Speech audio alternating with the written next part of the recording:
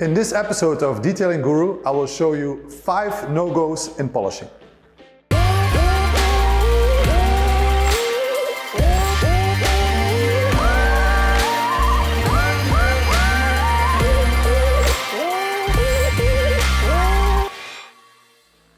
Everybody has their own habits and they use their favorite products when it comes to polishing, and if it works for you, fine. In this episode, I will show you 5 tips that I think you shouldn't do while you're polishing. First, don't use worn and abused pads. It will reduce your cut and drastically influence your finish. Remember, when a pad is done, it's done.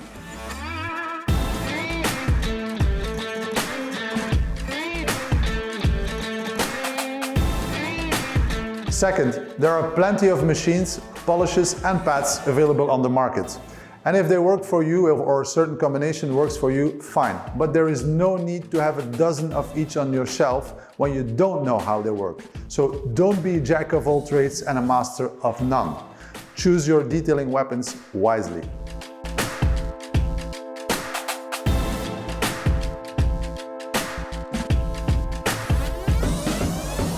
Number 3. In this case, I might exaggerate a little bit, but don't use extensions when it's not needed. I see people trying to reach out under mirrors or A-pillars when it's not needed to do so. There are far easier solutions, for example, opening the door or flipping in a mirror, or on classic cars, for example, removing 2 screws and you have the mirror removed.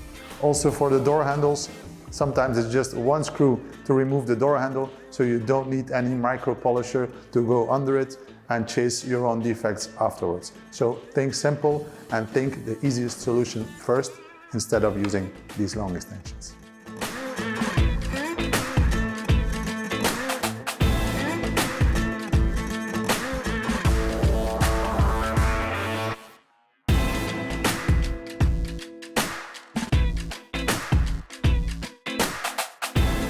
Number 4, don't be too overly aggressive in your polishing, because we can remove clear coat only once. So try to use the least aggressive method first to get the job done.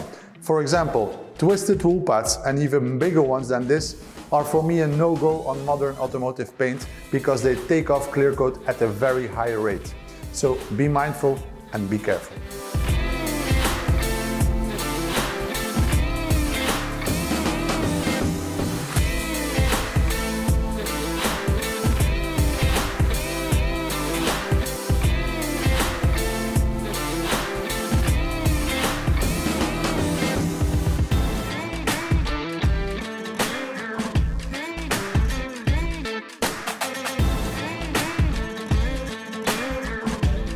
Last but not least, number 5, don't overwork your polish.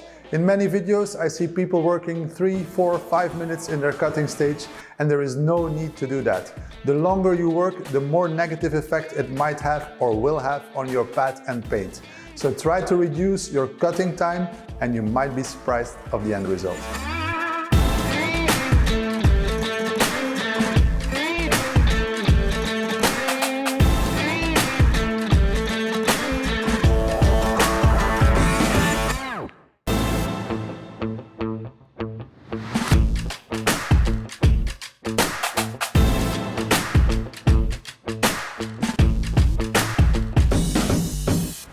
A small pro tip I can give you is regarding working clean. So, you know in previous episode how to clean your polishing pads, but it's far more important while working to clean them very often.